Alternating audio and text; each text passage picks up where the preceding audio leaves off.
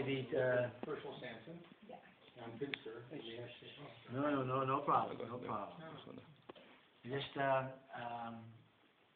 for Nini and myself, it's a very heartfelt, small gesture to be able to have the people that are near and dear to Frank and Carrie and all the family, and to Danielle and to Noam and to the baby, to Gabriel, that to come together after this afternoon, after the Shloshim, and sit together and to be able to hear a shiur from the founder and the primary teacher of Daniella in her seminary, and we should just hope that she'll watch over all of us, and that the loss that everyone feels so deeply is shared by the fact that we have each other to help support one another. So without any further delay, please. Okay. So what we're going to do, it's right now Purim Katan, just basically right now, just turned into Purim Katan as we speak. So the truth is for us here in Yerushalayim, really Shabbos is our Purim Katan. This is Purim for people outside of Yerushalayim, but still the halacha is, and I looked this up in advance. When I saw what the time was going to be, the halacha is that it is asur to give hespedim. It's asur to the hesped. Should I speak in English or Hebrew? By the way, English, okay. So it's asur to give hespedim. It's asur lahesped. It's asur to give a hesped or to fast on Purim Katan. So very often when you have a halacha like this, let's say sometimes on Chol HaMoed, also the halacha is that you're not allowed to, even if a person passes away on Chol HaMoed at the cemetery, at the Hespedim are asur over there because it's a time of simcha also. But often you'll find people that will they'll do some sort of a loophole. They'll make it some sort of they'll say a hesped by saying I'm not really saying a hesped. But I felt that Daniella would not want that. I felt that Daniella, the type of person that she was, she was a person of real emes.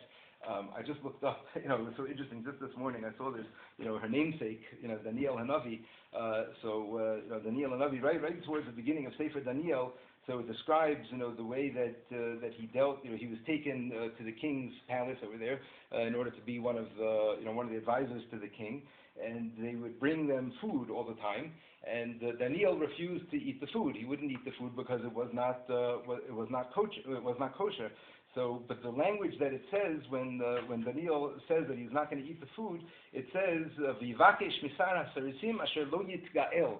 He requested from the waiter asher lo yitgael. I shouldn't make myself disgusting. Right? Meaning what? Non-kosher food, makes a person's neshama disgusting. It makes us filthy. So that's how he described it. So this is a sefer of Moshe David Vali. He was alive in Italy in the times of the Ramchal, of Moshe Chaim Luzzatto in the 1600s, 1700s. So he says, that's a little bit of like a chutzpahdik way to speak. You're speaking here to the king's servant, and you're telling the king, I'm not going to eat your filthy food. You know what I mean? You could say, there's a lot of ways to say it, but Daniel, we see, says it in a very stark way, in a very strong way. And he says, this, it can get a person angry. Ki asat atzmo kilu moes b'manato shel melech uboet b'tovato mezalzel b'chodo. He said in a very inappropriate way. But he says like this. He says, but Daniel was a person who was from the side. He was a gvuradik person. He was a person of gvura. He was a person who came from the side of emes, and he didn't mince words. That wasn't his way, and Hashem protected him for it. He said, even though it was inappropriate to speak that way, that's what he says. He says, it would not be the right thing. It's not appropriate to speak that way because you put yourself in danger with the king. He says, "Aval tokes emunato v'kavanato l'shem shamayim haviuhu Hu Lakas. But it didn't matter to him. He did what was right, and Hashem protected him for it. So I don't know. I felt when I saw this morning, Daniella, his mom, I felt this type of a person. She wouldn't look for cutting corners. She wouldn't look for a loophole. So I really felt I'd like to say something. Hopefully that'll give us some chizuk, to give us a little bit of hopefully some perspective and maybe help us in our emunah maybe. But I don't want to say divrei hesped on Daniella, but I would like to try to maybe explain why that is the case. In other words, why is it? And I have paper here if anybody wants to see. I don't know if this, and I also I don't know, in preparing this, this is the type of shiurim that Daniella really enjoyed very much. She used to always come to the shiurim with her notebook and write down. She was very conscientious in that way, and she's not just a student that was in the school 7 years ago. She was there at Tafshin Samich Chet, 2007, 2008.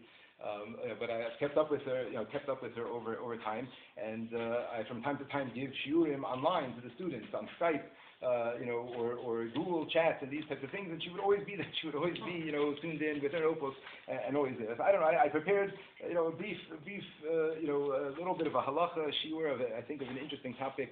And I think it's the type of thing that Daniella, would have appreciated, and I think also hopefully will give us a little bit of hitorut, a little bit of chizuk, and perspective on the situation.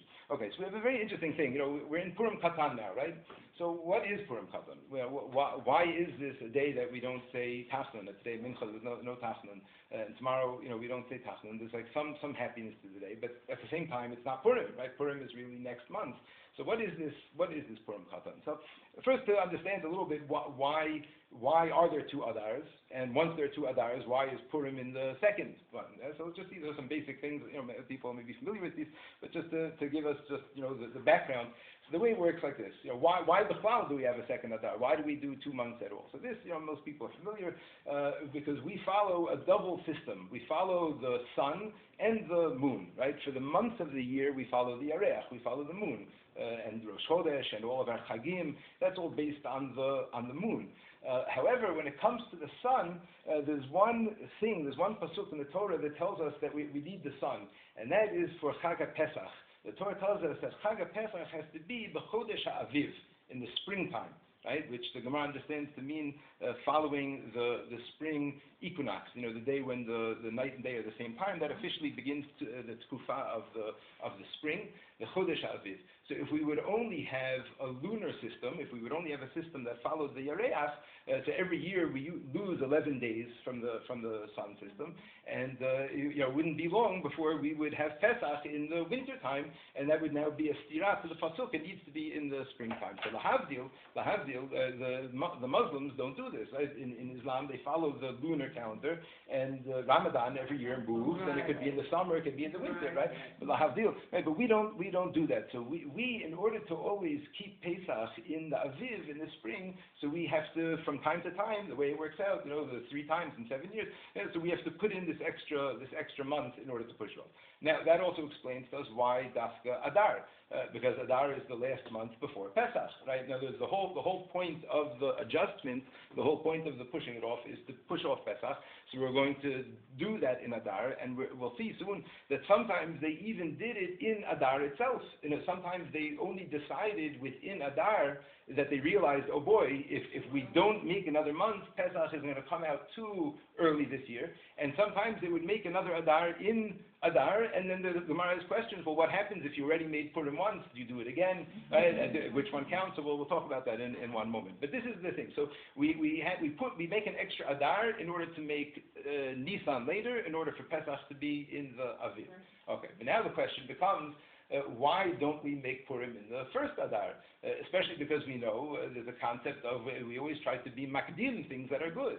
Right? If we have a Tanit, if we have a fast day, let's say that comes out on Shabbat, so we push it off. We want to, be ma'acher Puraniot. Bad things we push off. But a good thing, right, we would think that we would make it earlier, so we should do it as soon as we can. It's reason makdim in the mitzvot, right? It's always best to do things the fastest possible way. So the Gemara tells us an interesting thing. If you want to see in number 1, the last line over there, in number 1, Amar Rabbi Tevi, Taima Rabbi Shimon ben Gamliel. So what's the reason that Rabbi Shimon ben Gamliel, who's the opinion that says we put it in the second Adar, he says, Misamech Geula leGeula Adif. it's preferable to join the two Geulot, the Geulah of Purim and the Geulah of Nisan. Right? So we're going to put them together. We're going to make them close together. So it's true, under normal circumstances, we would want to make Purim earlier, because it's a good thing, it's exciting. But in order to make it be this ritzifut between Purim to Pesach, it's the whole time of the year, right? You feel it that time of the year. Purim is a very uplifting time, and you go into Nisan, and then Pesach, you feel it. If it would be 6 weeks instead of 2 weeks until Nisan, you would lose that excitement. So that's what the Gemara says. Now, there's a lot to say about that. The whole inyan, the two Geulot. One was the Geulah behester panim, the Geulah of Purim, whereas the Geulah of Mitzrayim was the exact opposite. That was with the makot. Okay, there's a lot of things, but the idea is that we push it off over there. Okay. So now that we understand this, so the question is, so now what is the first Adar then? What's Purim Katan then? In other words, then we understand. We understand why we push off Pesach. We understand why we add Adar. We understand why Purim is in Adar Bet. So then, what is Purim Katan? Why is there any inyan here? So if you take a look at number 2, I'm just going to take this. Number 2 is the Shulchan Aruch, and this is what I looked up when I saw the date was going to come. That it was going to end up speaking this evening. This is what I saw. So it says like this. This is in the Siman, the Taf Reish Tzadik Zayin. The last Siman, actually. This is the very last words of Shulchan Aruch Orach Chaim. There's 4 sections of the Shulchan Aruch. Orach Chaim is the section that deals with all the Shabbos and Yom Tif and Tefillah and Brachot. These are the last words of the entire section of this, and you'll see it's significant.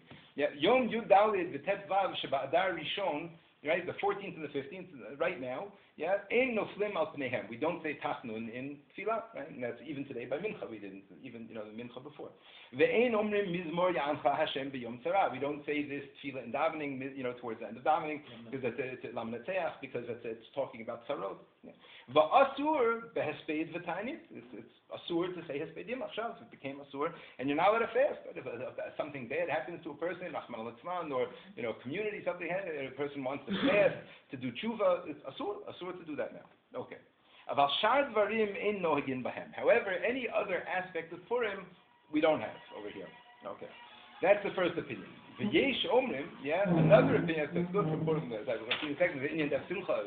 we're doing with it. V'yesh omrim, the second opinion says, da'af behesped v'tainit mutarim. Right? The second opinion holds that it's nothing at all. That Purim Katan, where we are right now, this is the opinion of the Rosh and others, it's nothing. Even hesped is mutar. You can even fast today, and that what the Gemara says that you can't. See, it's interesting. The Rosh says like this. Because the Mishnah says that you're not allowed to fast today, right? So what is that? But the Rosh says, what does that mean? It means on a year where they thought it was the regular Adar, and they read the Megillah in the morning, and in the afternoon they decided to push off and make another month. So it turns out that you really have to make another Purim. So this really was not Purim. Still, you can't be maspid on that day because you lay the Megillah that morning, and it's not that's like a contradiction. That's what the Rosh says. But in a year like this, for us, where we know already what the Chodeshim are, so the Rosh holds that there's nothing. There's no, that's what he says. The Yesh Omrim, the second opinion says, the Afes Ben V'Tainit Mutarim. Okay. The Haggah, now the Ramah continues. The Ramah was, the posek of the Ashkenazim from Krakow. He tells us that our practice, as we know, is like the first opinion. In other words, we do hold that there is something special about this day, and therefore we don't fast on this day, and we are not saying Hespedim right now. Okay. Yesh Omrim, now he brings a third opinion, opinion number 3, Shechayev laharbot b'mishtev v'simcha b'yud dalet sheba'adar rishon. A third opinion is the opinion of Tosfot, in the Gemara and Megillah, and Avav, this is where this appears. The third opinion says that no, on the contrary, that really this day is like Purim in every which way, except for the mitzvah of Megillah and Matanot Avyonim, and those mitzvot we're going to push off to the second month to make it close to Pesach. But as far as this day is concerned, no, this is a day of partying, of drinking. It's really a day of full-blown simcha. That's according to this third opinion. Yesh Omrim shechayev lahabot b'mishta v'simcha b'yud daled shevadar ve'ein nohagin kain. But we don't do this. Okay, so in other words, we don't take either of the two extreme opinions. Opinion number 1 is that it's nothing. Opinion number 3 is that it's a day like Purim. Mikol makom, however, yarbeh kitzak b'seudah k'dei latzeit yidei hamachmirim. It's preferable, like we're doing right now, to be marbeh b'seudah kitzak, to make a festive meal, to make it, to make it somewhat simchadik, because there is that opinion that says that it's like Purim, that it's a very exciting day. Okay, Ad Kan, we've come to three opinions over here. We're just going to review it, and then I think we're going to see, I hope, what I think is a very beautiful idea, that I really feel this idea came to me really the Ili Nishmas Daniella, because I've been thinking about this really for quite some time, trying to come to some sort of understanding about the question I'm about to ask you, and I've spoken about it even with certain Rabbanim. I just mentioned Rav Asher Weiss lives next door to me. I literally went over to his house 2 nights ago and knocked on the door and I said, can I ask you, what's the story of Purim Katan?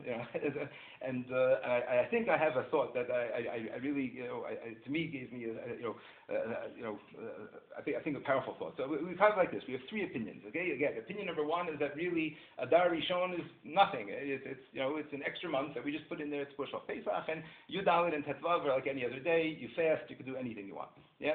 The other extreme is that no, it's a day of full partying. This is the opinion of Tosfot. If the Ramah says we also don't follow this one, it's a day of full partying. We just don't do those mitzvot of Megillah and Matanot Avyonim and Mishloach Manot, because that we're going to do in the second month to make it close to Pesach. But then you have our opinion, which says no, it's not a full day of Simcha, but it's still asur in fasting and eulogy. So the question is why? And this is what was bothering me. Why? I understand the two extreme opinions. I understand the Rush. It's not a real month. It's not really Adar. So we ignore Purim there, right? And I understand the other opinion. No, you hold this. It is a significant day. So yes, true. The mitzvot we're only going to push off till the next month, but the day itself is a day of partying, of simcha. But I didn't understand what is this middle opinion. Why would it be that it's not a day of simcha? It's not a happy day. It's not not an exciting day in that way. But at the same time, we can't do these things. I was really troubled by this, and like I said, I spoke to Rav Asher Weiss about it, and in my discussion with him, I didn't have it so clear, but he helped me clarify what my question really was. And I'll tell you the thought that I had, and I don't know if this is a halacha type of a thought or a thought, al pi drush, but I think the concept behind it is emet, and I think that I wanted to try to put forth the following idea.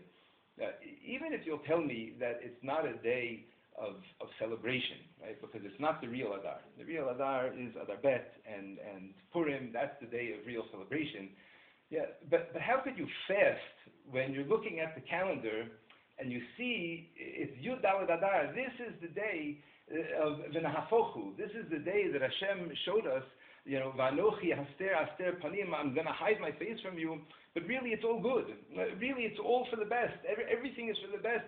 Purim is the day that's what we see, right? The whole story of Purim, the whole Yitzchak Kutner say, Megillat Esther is the whole story is to be Megaleh the Hester. The whole story is, if we lived through those times, we would not have put it together and seen the cause and effect and seen that the bad things happened because the Jews went to the party, and that the good things happened because of Mordechai. When we read the story, we read it all as one story. We see all the nisim, all the things. We see the Yad Hashem, how it took place, but they didn't see that at the time. The whole Chag of Purim, is against Amalek. What's Amalek? Mikra. Amalek is all about there's no hashkacha. There's nothing has meaning. Everything is meaningless. Everything, that's the whole shita of Amalek. And Purim is to tell us the exact opposite of that. That even in the darkest places, they thought that they were going to be completely wiped out. All of Klal Yisrael, Nashim, V'tas, everybody was going to be wiped out. And we see that in the greatest test there, that's where the greatest kirva is. That's where the greatest closeness to Hashem is. It's hard. We can't understand a tragedy like this. We can't. There's no way to try to understand a tragedy like this. And every person has to process it and be ready to try to work on Emunah in the right time. But it's not a coincidence. That it comes out tonight on Purim Katan. A time to reflect on the fact that there's there's no such thing as true hester panim. There's no such thing as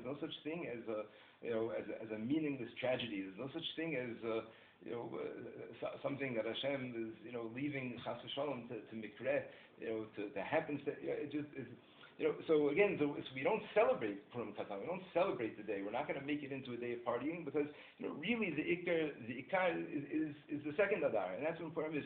But you can't have it fast. That's what I think. You know what I mean? How can a person fast when they're looking at the calendar and they're seeing this is the day where Hashem shows us that that everything is an afachu, everything, and that's what where we don't know the difference between Or Haman and Baruch Mordechai because it's all from Hashem. It's all coming. I don't know. This was a certain hergesh that I had. That again, a person has to be ready to, to absorb these types of ideas. It's not easy. It takes a lot of work for a person.